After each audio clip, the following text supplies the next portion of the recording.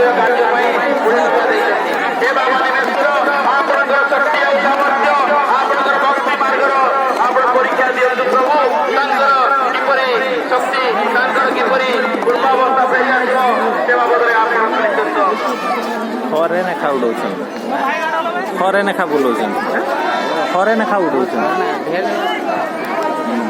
आम जड़े कमली भक्त प्रिय बंधु जेना घर मध्य पुरस्करपुर से मंदिर कार्य 10 टका दान देते बाबा मनोकामना पूर्ण करूँ चाकरी जाऊ हे बाबा निमेश्वर भक्ति मार्ग भक्तिर परीक्षा दिवस प्रभु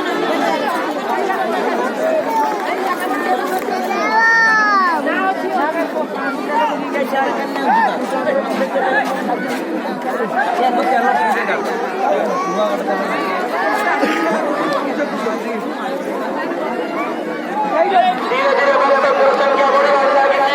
धीरे धीरे भक्त समुद्र हवार लगी एक जगह ए शैवपीठ आज परिपूर्ण